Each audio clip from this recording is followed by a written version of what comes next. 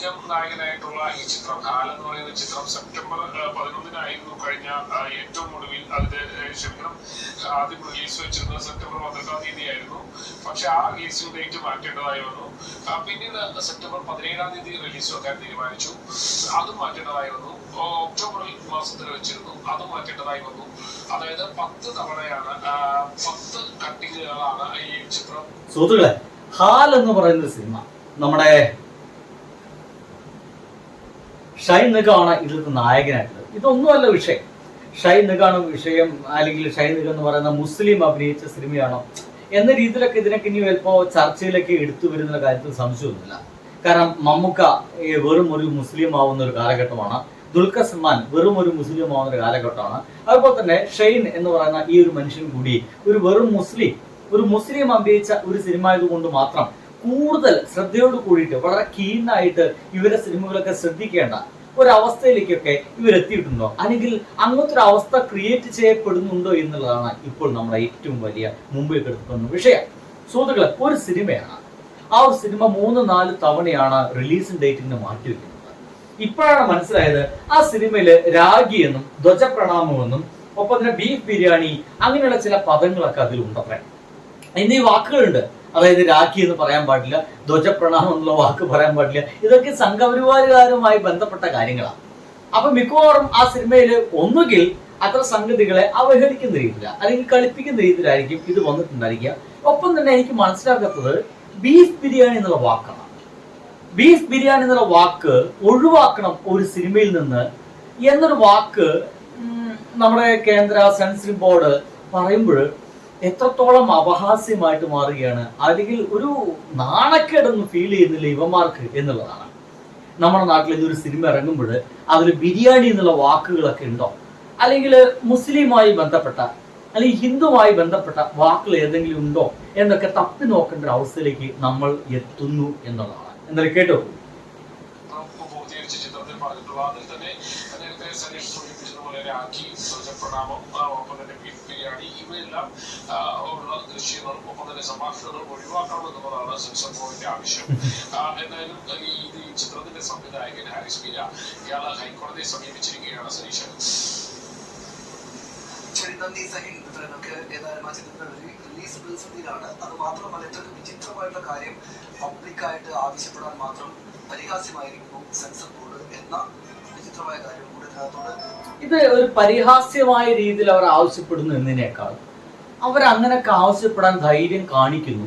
അത് നമ്മുടെ ജനാധിപത്യ ഇന്ത്യയിൽ ഒരു നാണവും മാനവും ഇല്ലാതെ ഇതൊക്കെ പച്ചയ്ക്ക് ചോദിക്കാൻ അവർ സമയം കിട്ടിയിരിക്കുന്നു, അല്ലെങ്കിൽ അവരതിനൊക്കെ തുനിഞ്ഞിരിക്കുന്നു എന്നതാണ്.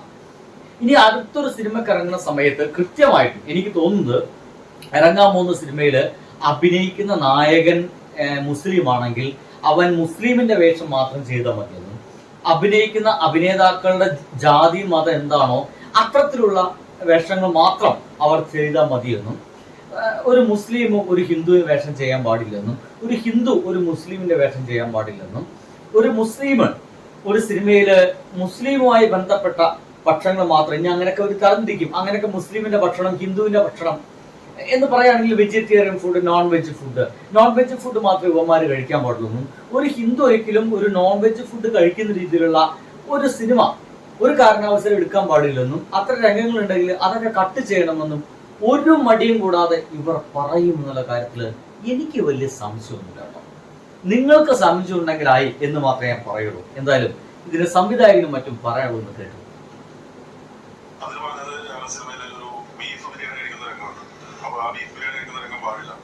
പിന്നെ അതുപോലെ തന്നെ ഗണപതി വട്ടം എന്നൊരു വേർഡ് യൂസ് ചെയ്തു.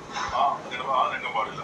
അതുപോലെ തന്നെ ധ്വജപ്രണാമം എന്ന് പറയുന്നത് ആ ഏരിയ പാടില്ല. അങ്ങനെ ഒരിക്കലും ഒരു നീതിപൂർവമല്ലാതെ ഒരു പേപ്പറാണ് ഞങ്ങൾക്ക് പുറപ്പെടുവിച്ചത്. അതിനെല്ലാം കട്ട് ചെയ്താലും കേസ് സർട്ടിഫിക്കറ്റ് തരും. ഞങ്ങളുടെ സിനിമയിൽ ഒരു ബ്രൂട്ടാലിറ്റിയോ ഒരു ന്യൂഡിറ്റിയോ വയലൻസ് ഒന്നുമില്ല. ഒരു വളരെ രസകരമായിട്ടുള്ള ഇന്ന് ഏത് ചെറുപ്പക്കാർക്കും ഒരു ഫാമിലിയോട് പോയി കാണാൻ പറ്റിയ ഒരു സിനിമയുടെ എടുത്തു വെച്ചത്. അതൊരു മെസ്സേജാണ് വാർത്തയോട് കൊടുക്കാൻ ഉദ്ദേശിച്ചത്. അത് ഇവരെടുത്തിട്ട് ബീഫ് ബിരിയാണി കഴിക്കുന്ന രംഗം പാടില്ല. ഒരു ഡയറക്ടറാണ് തീരുമാനിക്കുന്നത്. അത് ബീഫ് ബിരിയാണി ആയിരുന്നു, അത് ഡെൽഹിയായിട്ടുള്ള ബിരിയാണി ആയിരുന്നു, മട്ടൻ ബിരിയാണി. വാസ്തവത്തിൽ ആ ബിരിയാണി മട്ടൻ ബിരിയാണി. ഞങ്ങൾ ഷൂട്ട് ചെയ്ത സ്ഥലത്ത് ബീഫ് ബിരിയാണി കിട്ടാറില്ല. അതുകൊണ്ട് മട്ടൻ ബിരിയാണിയാണ് ഷൂട്ട് ചെയ്തത്.